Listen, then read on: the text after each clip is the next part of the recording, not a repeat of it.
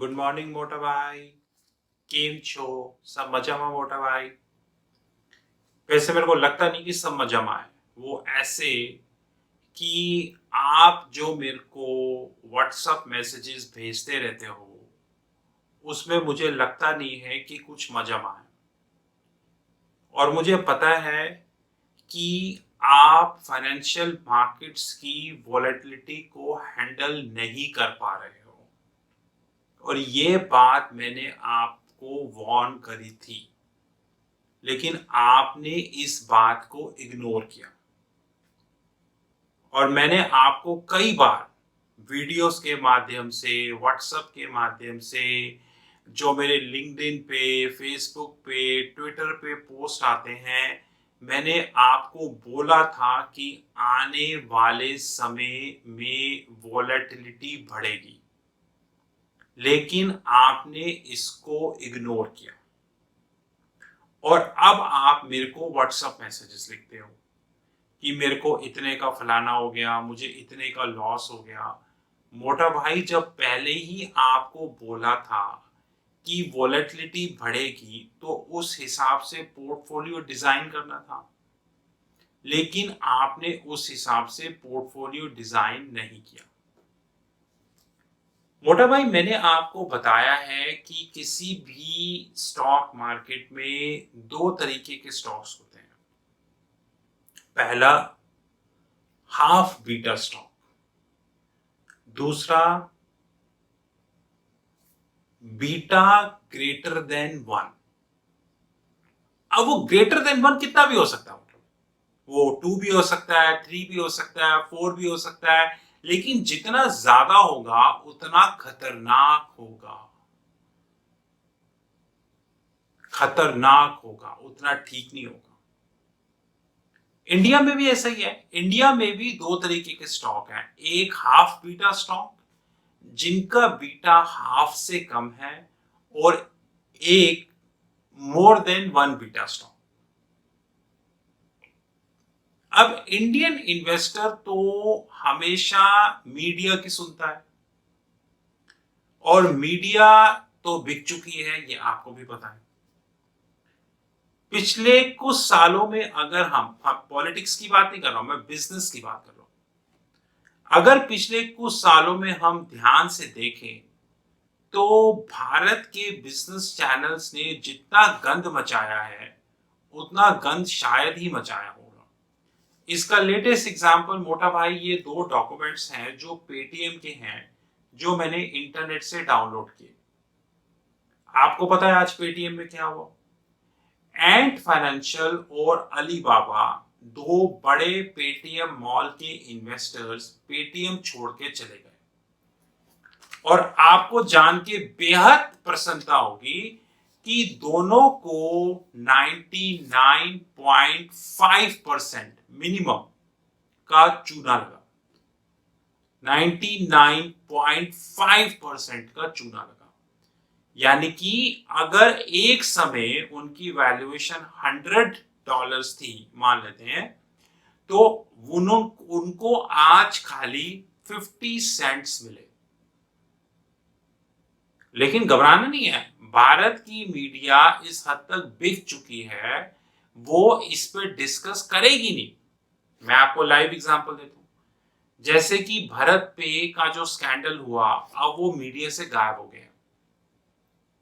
जैसे कि फोन पे जैसी लॉस मेकिंग कंपनी को इंश्योरेंस का लाइसेंस मिल गया, पेटीएम जैसी लॉस मेकिंग कंपनी अब इंश्योरेंस का लाइसेंस ले रही है और मिल भी जाएगा। और ऐसे कितने एग्जांपल। तो मोटा भाई, जो greater than one beta stock होते हैं ना, वो हर आदमी के बस की बात नहीं होती। लेकिन ये अलग बात है कि हमें बीटा ही निकालना नहीं आता। तो जब हमें बीटा ही निकालना नहीं आता तो फिर हमें ये पता कैसे चलेगा? और सबसे बड़ी प्रॉब्लम यही है क्योंकि इंडियन इन्वेस्टर जिस चीज से दूर भागता है वो चीज का नाम है नॉलेज। नॉलेज से इंडियन इन्वेस्टर कोसों दूर भागते हैं। और एंड रिजल्ट ये होता है कि सिर्फ और सिर्फ उन्हें लॉस होता है और कुछ नहीं होता। जैसे अब मैं आपको एक लाइव एग्जांपल देता हूं। आज खड़े होके फेडरल रिजर्व ने 50 बेसिस पॉइंट हाइक किया। अब फेडरल रिजर्व बार बार बोल रहा है कि वो जून और जुलाई में भी 50 बेसिस पॉइंट को हाइक करेगा, और गलती से अगर ऐसा हुआ तो यूएस को डिप्रेशन, ये अलग बात है कि वहां की मीडिया भी बिकी हुई है, वो उसमें कोई दो राय नहीं है, क्योंकि मैं तो सारा दिन ब्लूमबर्ग टीवी पे रहता हूं तो मेरे को तो दिखता है कि कैसे एक तरीके की स्पॉन्सर्ड न्यूज को बार बार घुमा घुमा के चलाते हैं। लेकिन अगर यूएस ने रेट बढ़ाया मोटा भाई, तो यूएस के अंदर जबरदस्त डिप्रेशन आएगी, रिसेशन नहीं आएगी, क्योंकि यूएस की मीडिया ये कह रही है कि रिसेशन आएगी और मैं आपको कह रहा हूं डिप्रेशन आएगी।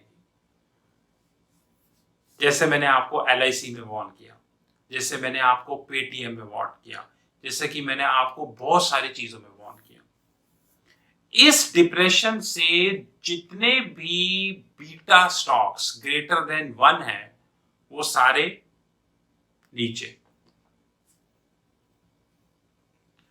और गलती से भी वो स्टॉक्स जिनका बीटा ग्रेटर देन 2 या ग्रेटर देन 3 है वो ऐसे।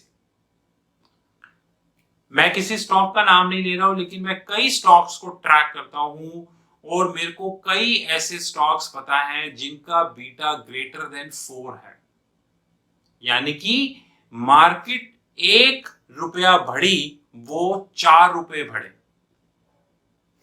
ऑल्टरनेटिवली मार्केट 1 रुपया नीचे हुई वो 4 रुपए नीचे हो गए। अब यहां पर समझने वाली चीज ये आती है कि इन्वेस्टर उन्हीं स्टॉक्स को अपने पास रखे जिनका बीटा 1 से कम हो, क्योंकि रिसेशन तो आएगी। आरबीआई भी रेट बढ़ाएगा, फेडरल रिजर्व भी रेट बढ़ाएगा, यूरोपियन सेंट्रल बैंक भी रेट बढ़ाएगा, और दुनिया के अलग अलग सेंट्रल बैंक्स भी रेट बढ़ाएंगे। जब सारे सेंट्रल बैंक्स रेट बढ़ाएंगे तो कॉमन सी बात है कि मार्केट में डिमांड स्क्वीज होगी। कॉमन सी बात है, मार्केट में जो वेजेस हैं, मतलब जो कंपनीज अपने एम्प्लॉइज को वेजेस पे करती हैं, वो भी कम होंगी।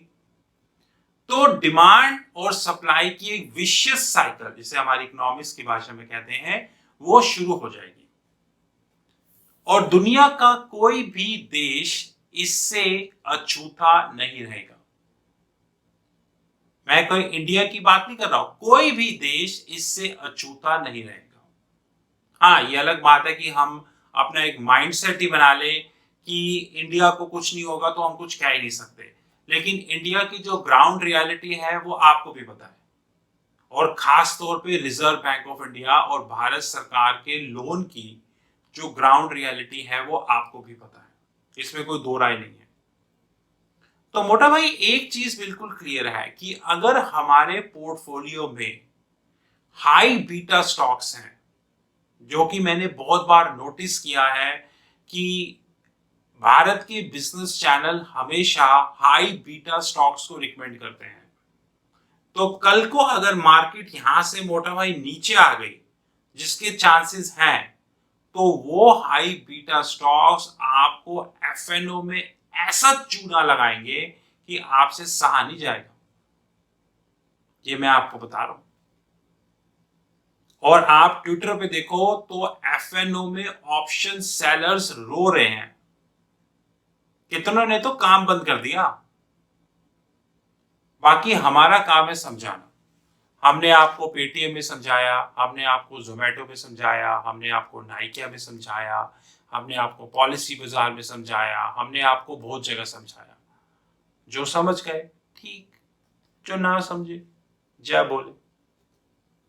थैंक यू वेरी मच मोटा भाई, सी यू सून।